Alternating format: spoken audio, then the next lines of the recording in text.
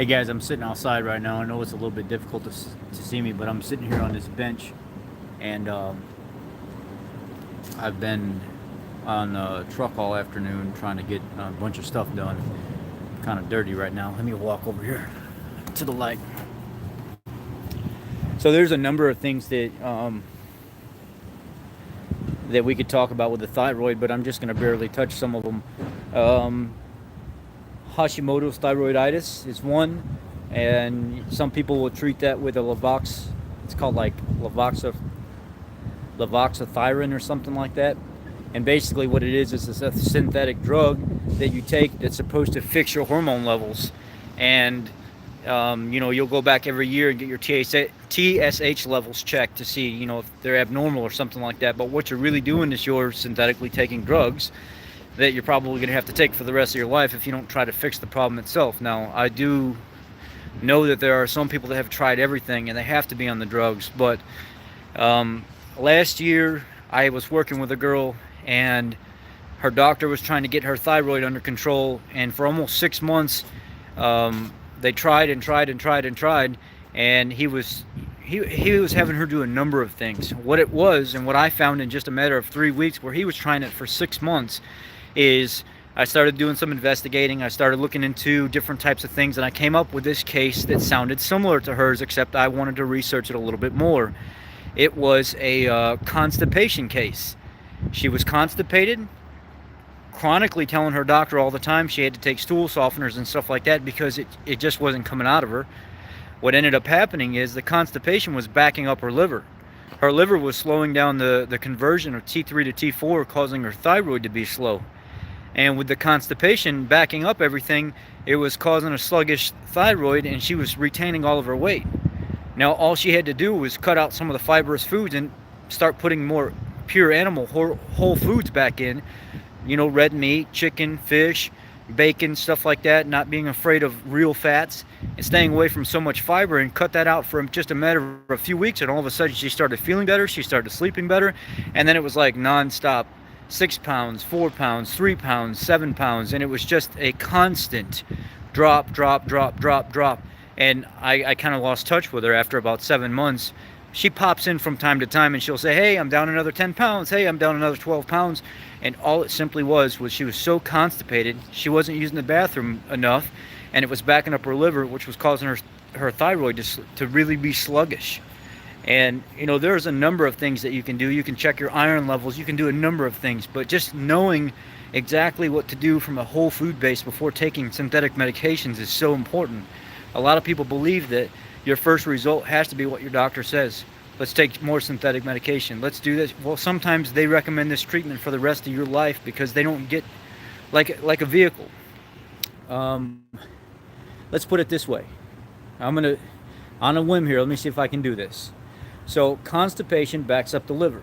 Liver slows down with the thyroid T3, T4 conversion.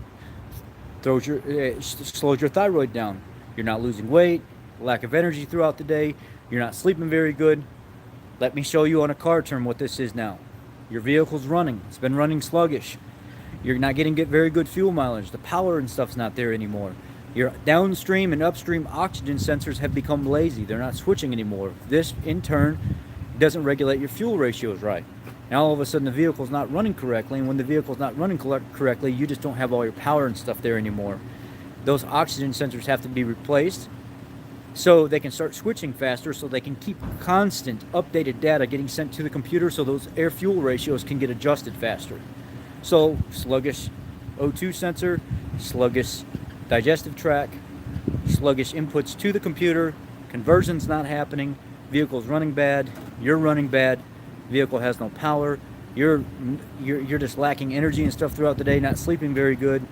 There's a number of things. Inputs and outputs are computed the same way in the body as they are in a vehicle. Messages have to get sent out, things have to be told what to do, a response in return happens through a nervous system or whatever it may be, and your body computes exactly what's going on. Now, say you get sick.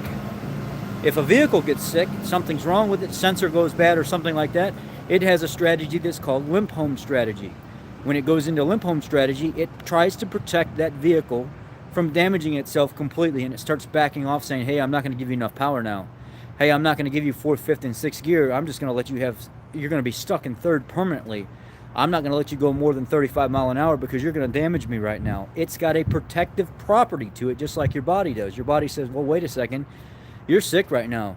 You've got this bacteria, these viruses, all this stuff going on. I gotta start backing you down a little bit. Wait, you're not going to go out here and run 6 miles today. You're not going to go out here and pound the weights and stuff at the gym. You're just going to make things worse for me right now. So you're at home. You're medicine. You're laying down. You're resting.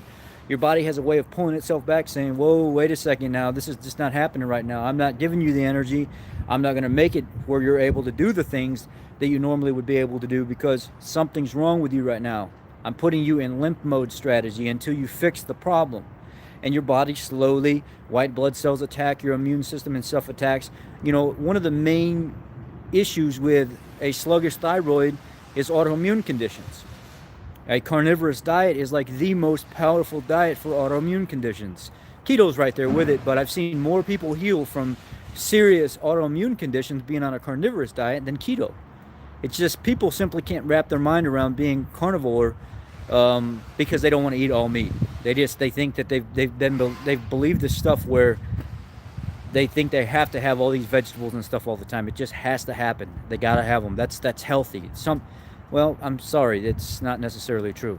I get all my minerals and all my vitamins through small forms of supplementation and a predominant use of animal products. I have never failed in the last 3 years since going keto. In the last year and a half of carnivore, I have never had my doctor tell me one time something was wrong with me. She compliments me on how good it looks, considering the fact that I'm still 40 pounds overweight and I still have weight to lose. But she looks at me and she says, dude, I can't believe your labs every single time you come in, they're perfect. And the last time I went in there, last year, I'm going to get checked again this year now that I have insurance and stuff and the VA's here. I'm going to go have my labs done again and show you guys again another year after being carnivore. It's going to be perfect again. I mean, it doesn't lie for itself. Call it anecdotal evidence if you want. It's the truth, though. The truth is what's on the paper. The truth is what's in my blood. The truth is what's going on inside my body. The truth is not what some scientific study says. So I'm more interested in mechanistic data. I'm more interested in what's going on with people and what's actually physically happening inside them while they're doing it for long periods of time. I want to be that guy 20 years from now that people look at and say, look, this guy's been posting his labs every single year for the last 20 years. Obviously, there's no question, anecdotal evidence or not, the shit that we put out is wrong. Bottom line. Anyway, I wanted to talk to you a little bit about thyroid, share a situation with you, show you something, how I relate what's going on in my life and my profession to the things that happen inside the body. No, they're not exactly the same, and there are some big differences in some areas. Like Dr. Oz in the video where he was on Fox News talked about the heart that was on the right image, how fast it was beating. It was this AFib, erratic pattern of the beating of the heart, and he related that to a fuel injector. Well, a fuel injector can be shut down immediately at any time. The computer can say stop right now, and it has to stop. It can stop the amperage flow through that circuit and shut that computer off. Now, one thing my brain can't do is my brain can't tell my heart to stop right this second unless something tragic happened to me. It just can't say on demand with nothing being wrong, stop. It doesn't work that way. So there are some differences that I have to wrap my mind around, but because of me being so interested in mechanistic data and live stream data that's going on with the vehicles that I work on, being a master mechanic, it's the same thing that I compute to my body. What's going on with my body right now? How am I functioning right now? What do my labs say right now? What's been going on for the last 12 months, 24 months of my life? What have I been doing that's affecting what's going on right now? That's what I want to see. I don't care what all these scientific studies say, and all these vegans want to promote the same BS study over and over and over again. And then when you actually comb through the study and read at the end of it, it doesn't say that anything's been 100% proven. And just like Vegan Gains brings up this study from the same doctor over and over again, and right at the end of it, in the conclusion or whatever, where they wrap it up, it says this is the opinions based on this study of this particular doctor. So why would I even care about what these scientific... I don't care. I really don't. That's my talk about thyroid, guys. I hope it helps you, or at least makes you think about something a little bit rather than taking synthetic medication. Wrap your mind around what could possibly be going on rather than just going right for the pills, right for the medication. Try to figure out a little bit about what's going on inside your body and cross off all the T's and dot all the I's before you start taking pills and stuff like that, because you may have missed something.